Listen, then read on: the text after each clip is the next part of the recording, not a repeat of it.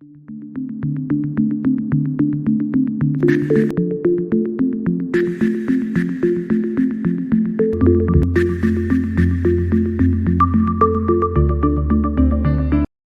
to BizTech's Enterprise Technology Show. Our guest for today is Stu Garo. He's the Senior Vice President and General Manager, Asia Pacific at Talend. Talend is a leader in data integration and data integrity. Now, to tell us more, welcome to the show, Stu. Brian, thanks so much for having me here. Great opportunity to share with yourself, have this conversation, and the opportunity to share with your listeners as well. For a start, could you give the audience an overview of Talend and its history? Talend's been around for 16, nearly 17 years as a company. Originally came out of the open source area, really seeing a need to disrupt the industry. And the industry of data, years ago was held by a handful of very large and very expensive sort of companies. And that was disrupted by open source. So Talend Open Studio became the sort of ETL standard. Now that ETL stands for extract, transform, load. So when you're trying to move data from one application to another application, you pick it up, you may need to make some modifications to it and put it somewhere else. And that whole sort of early connections between data systems was done through Talend Open Studio. Millions of copies of Talend Open Studio later, where that product later moved into being much more of a commercial organization.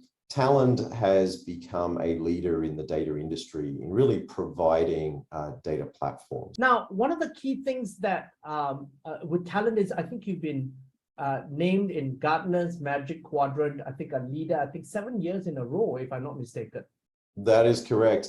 And I think the key point is, are we a leader in the Magic Quadrant? Yes. 7 years in a row? Yes. But it's not one Magic Quadrant. Whether it's a Forrester Wave, whether it's a Magic Quadrant, it is multiple Magic Quadrants in the different parts of being a data platform. So as an organization, one of the things that organizations are often trying to do is they're trying to break down silos.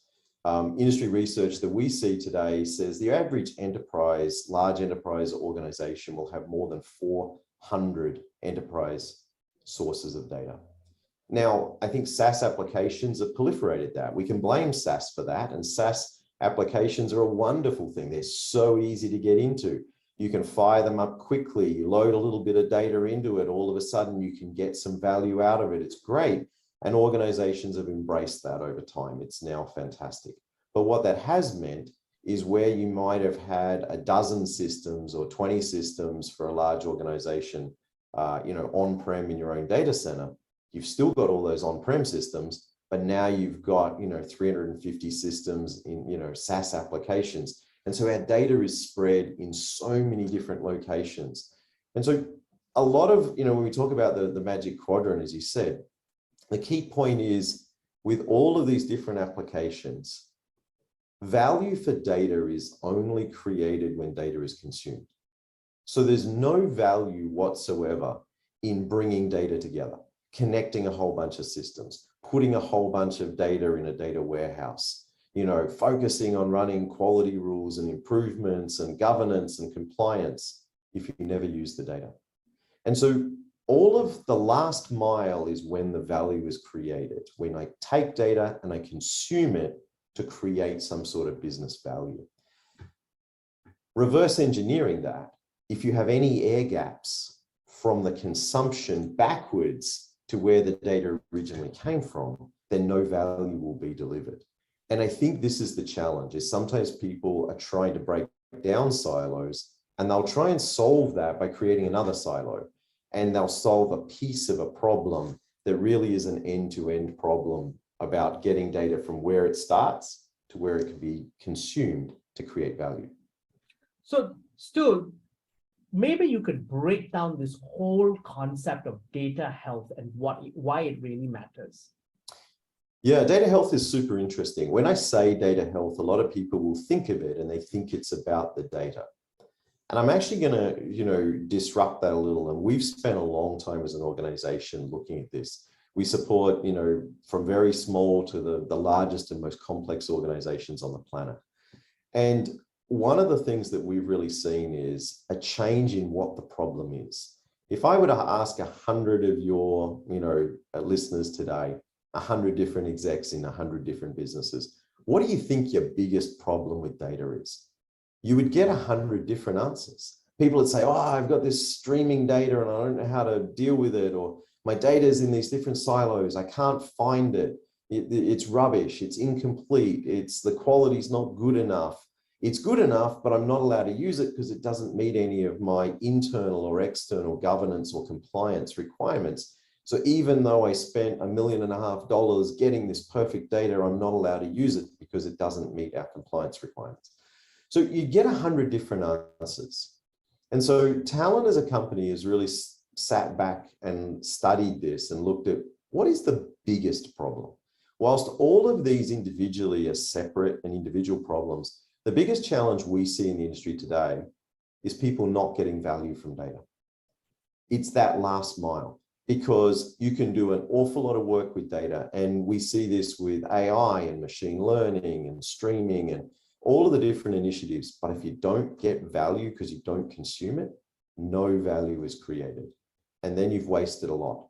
So the concept of data health is not about the data. It's about the relationship between the data and the business. And our view is you have to start with the concept of data health is how well an organization's data supports its business objectives. So if data doesn't deliver a business objective, it's unhealthy. Mm-hmm. If data delivers an objective, it's healthy. And so when you stop measuring the quality of the data or the trust of the data or the completeness of the data or the compliance of the data and start measuring whether it delivers value to your business, you get a very different perspective on the world. And so this is really what Talend has done by changing and saying, we're going to focus on outcomes first. So many organizations will have more data than they'll ever be able to deal with. And every day they get more data, more systems, more process, more applications, more streaming, social media, IoT, device-based data, legacy data, more data. Can you process all of it? Can you make all of it perfect? And the answer is no. Most organizations do not have the time, the resources, the people, the money, the systems, the processing, the cloud credits to be able to get value from all of their data. So what they have to do is stop and say, you know what, where do I start? How do I eat an elephant? One piece at a time. We start with what's the biggest problem you're trying to solve today in your business that's supported by data? What data supports that? What stops you doing it today? And when we go through these three questions, which is really how we define data health, it focuses us on how to deliver amazing outcomes from the first bit of data that's required to deliver that.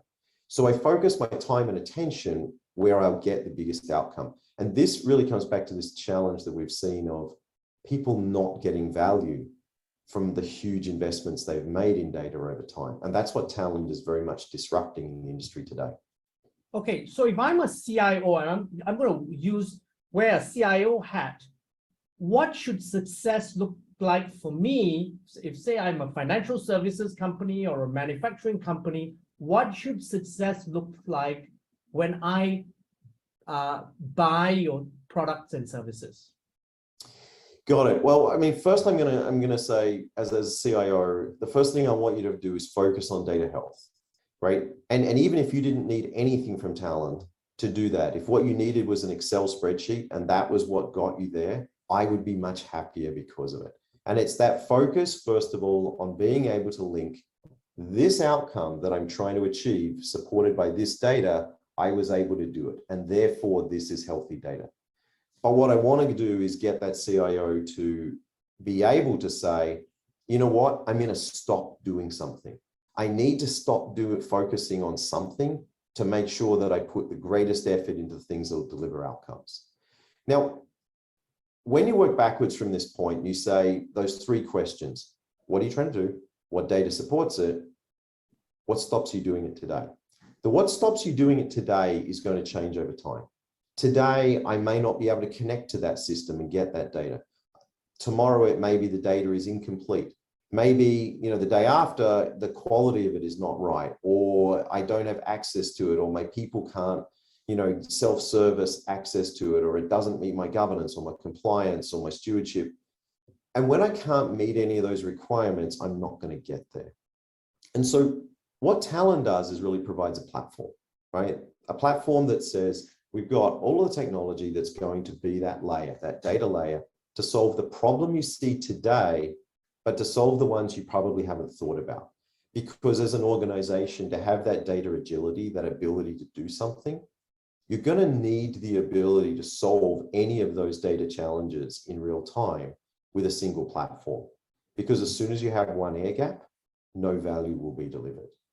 And so for Talend, what we're trying to think about is, don't think of it from the bottom up. Well, I need to solve a quality problem. I need to go and buy a quality tool, or I need an integration tool because I have an integration problem, or I need an API tool because I need to share some APIs on my, to my business partners. Or when I take a governance compliance, catalog kind of piecemeal view of it, I end up not solving the problem because I leave the air gaps that become the organization's problem. So what we try and do is say, we need to step above that and focus on the outcome first, the data that supports it. Let Talend as a platform be the way that you actually deliver that. Now, Stu, give us some insights then into some customer success stories and how Talend has helped customers achieve these goals. Look, I think one of the stories we published recently was actually Petronas, all right, close to home, a government linked organization. But most people think Petronas and you say, well, what do they do as a business? Well, they dig oil out of the ground and sell it. But you really be surprised. Their renewables business is massive. It's a huge portion of what they do today as an organization. But they really do consider themselves a data organization, and they now, they generate $1 billion a year out of their data platform. And so they, as an organization, are made up of, more than 100 entities. They've got businesses that go upstream and downstream, and the bringing together of all of that data so that they can make it available to deliver unique and interesting outcomes for the business becomes super interesting. The whole data mart concept. They want to have the ability for people within the Petronas business to have access to the right data. Now, when you're trying to solve that problem, many people will say, hey, I need to make my data available to all of my people. Well, that's a lofty idea and a great idea until the compliance team comes in and goes, whoa, no way that's ever going to happen. All right. And so you've got to have access that everyone that needs data, that has the authority to have access to data, needs to be able to find and consume data. But they need to do it in a controlled, governed, managed way that allows the business to continue and reach that fine balance between ensuring everything is governed and complied, and you're meeting all of the international, internal, and external standards that you require, but equally making data available to all of the right people.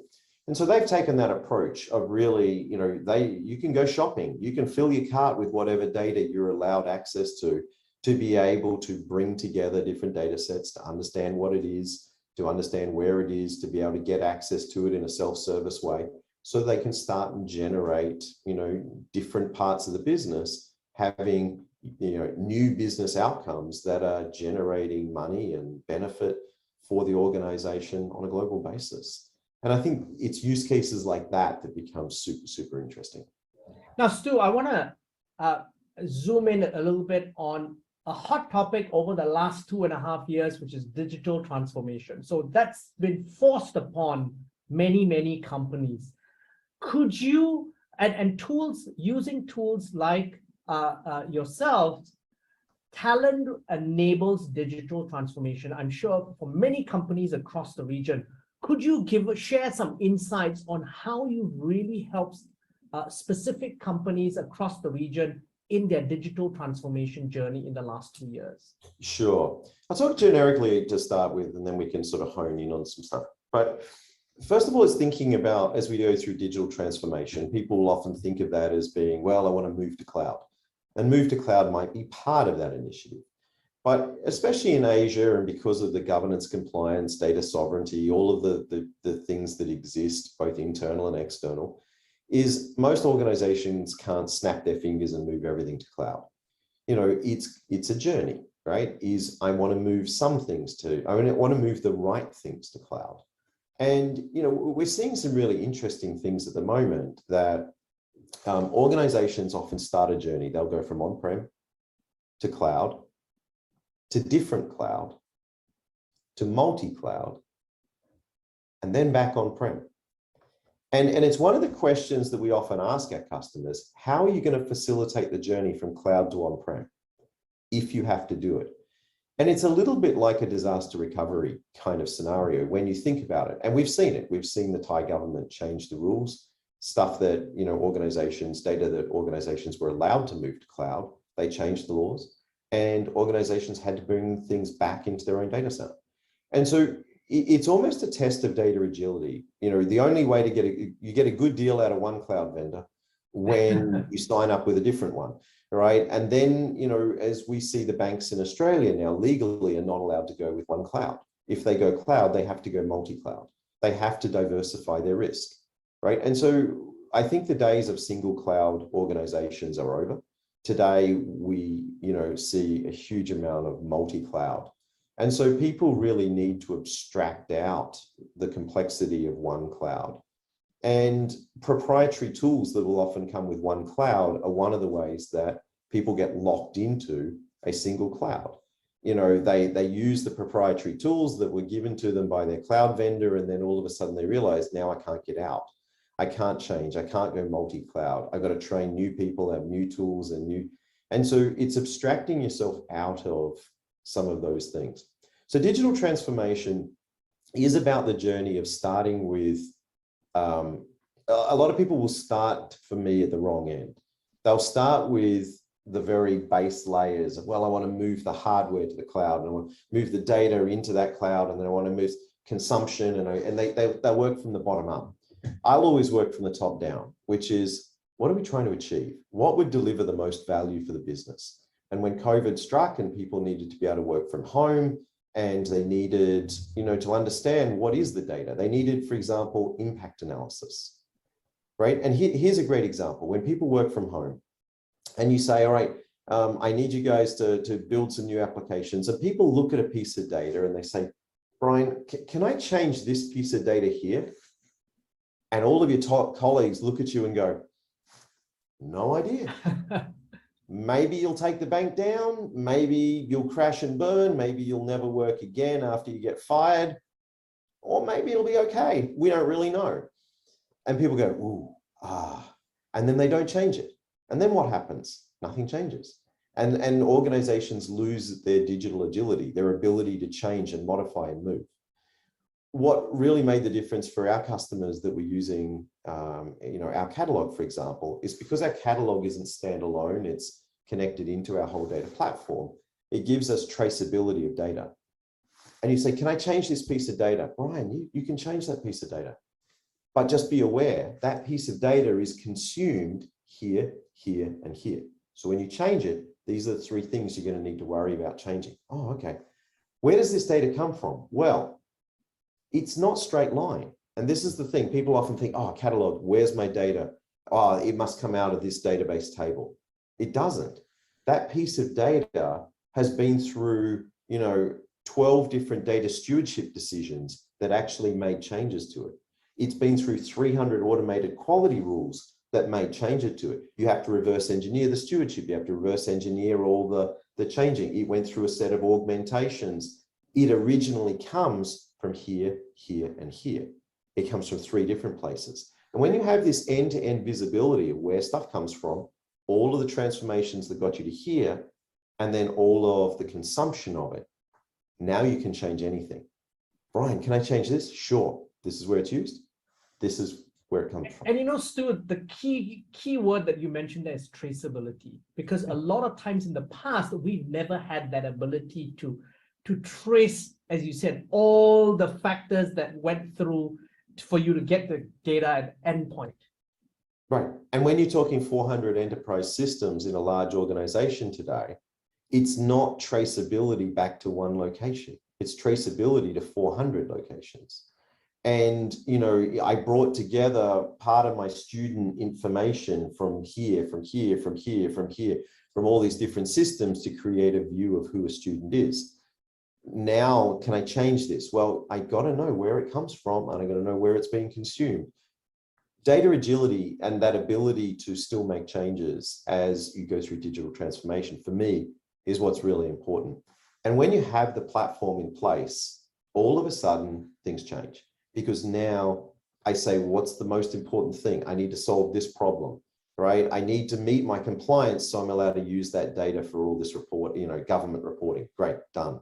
Now what I want to do, I want to open up new channels of business. Well, you're going to need a partner portal. You're going to need set up a set of APIs that legally a set of partners can consume your data, so that you've got 300 new business partners that are able to consume your data and create new channels to markets and partners and customers.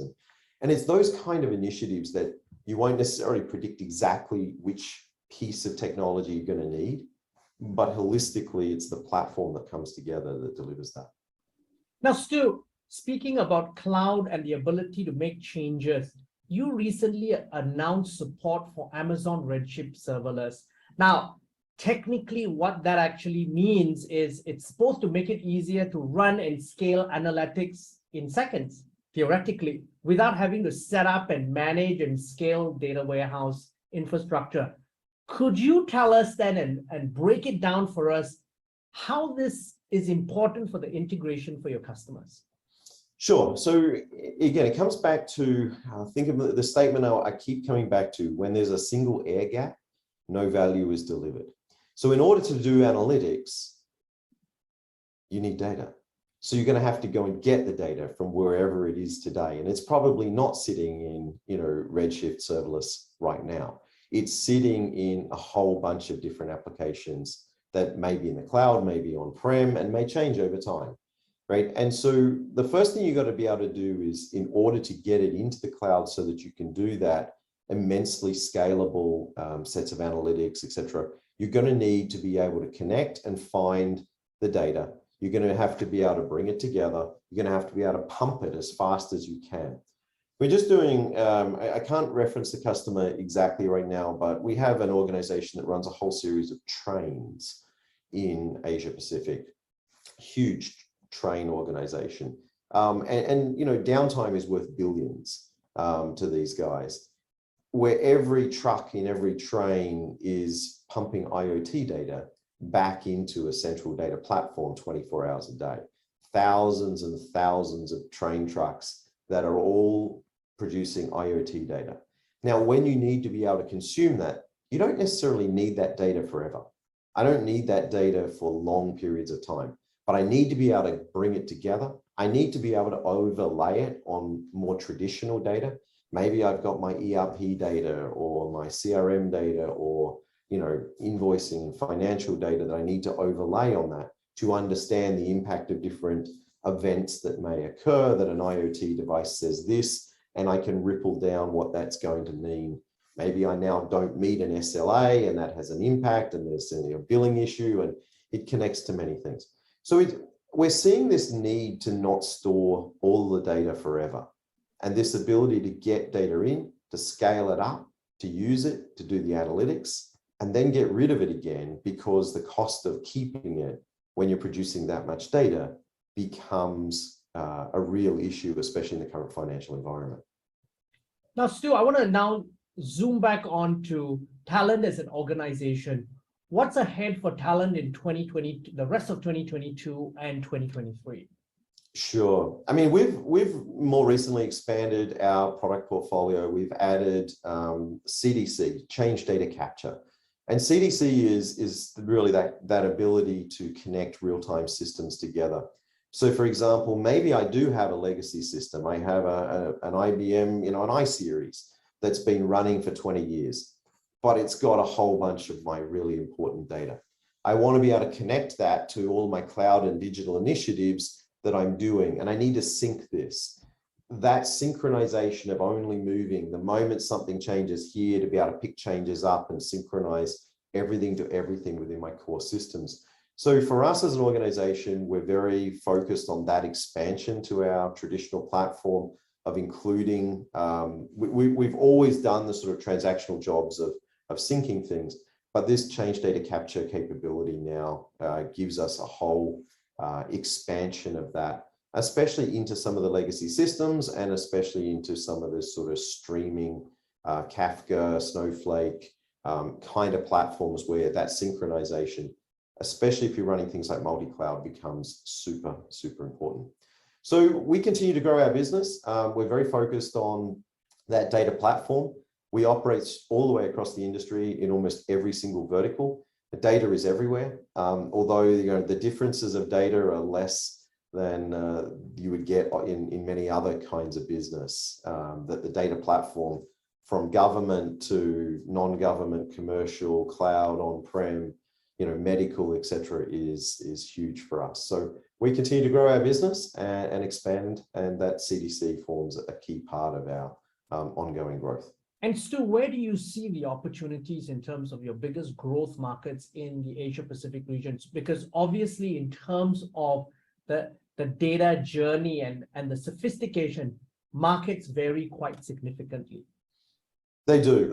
And I think there's a number of countries where we have new cloud data centers going in, where many of the hyperscalers are now putting, infrastructure, into these countries. They previously haven't had the data sovereignty to be able to, in Malaysia or in Thailand or in Indonesia or places like that around the region, haven't necessarily had the luxury that we in Singapore have had of being able to put something in a public cloud and know that it meets the data sovereignty laws. So we see that big change. I think the expansion for us is really helping organizations that have probably had a lot of on-prem, and they're having to, it's not a switch. It's not turn off all my on-prem that I've supported my business for 10, 20, 30 years. I'm going to turn everything off. I'm going to need a spectrum of move over time, and some stuff may never move. And so I think our expansion at the moment for many of the countries where, they're newly able to go to cloud, it's really about catching up to other technology countries that probably have made those moves earlier, and organizations are looking for an efficient way. Talend licenses a little different to many organizations. We don't put a data tax. In other words, we don't charge for every bit and byte that goes through a system. And in Asia, because of the sheer volume of people, you have a lot of organizations that maybe don't have massive budgets, but what they have is massive amounts of data. I have 70 million customers. There are many places in the world where that just doesn't happen, right? So when you have 70 million customers, operating, the amount of sheer volumes of data are just incredible. And so we do a lot of telco work, for example, and government work, where you're having to deal with just massive amounts of data, and organizations are looking for vendors that are not taxing them, that if I double the amount of data, I double the amount of spend, right? And Talend doesn't do that. We operate on a different model. So for us, we become a very efficient way for helping many of those organizations that are looking to go to cloud. On the other end of the spectrum, I'll say for some of the much more mature markets that we operate in this part of the world, we're seeing the maturity happen where people have said, I'm going, all in on a particular direction, in cloud, in AI, in particular vendors, etc., in that move, that in the current economic climate are now pulling back a little bit and saying, my budgets are not unlimited, right? I can't do exponential growth in data equals exponential growth in, my vendor spend. I need a different way of looking at it. And we're seeing organizations, for example, trying to lock things in and actually use some of their on-prem hardware, again, to process data so that I choose what goes to the cloud. I'm also seeing a lot of move of people that have gone down a proprietary one cloud route, wanting to now step back and go, whoa, that wasn't the right way to go. I need to set myself up for multi-cloud from day one, because it will make sense in different regions, different countries, different places they operate. They're going to want to operate in different clouds. So I think the maturity of each market is slightly different, the focus and the growth initiatives that we're operating. Now, Stu, it's been a fascinating conversation. Thank you very much for taking your time to be on the show. Brian, it's been wonderful. Thank you again for having me here and the opportunity to share with your listeners. I always hope that people take something away and they have an outcome out of it. And I hope that's what you got. So thanks, Brian. Now, I'm Brian Fernandez, and we've been speaking to Stu Garo, the Senior Vice President and General Manager, Asia Pacific at Talend, on BizTech's Enterprise Technology Show. This video and podcast will be on our social media platforms, as well as our website, www.biztech.asia. It will also be on our syndication partners, TV stations, radio stations, and websites. Thanks for tuning in.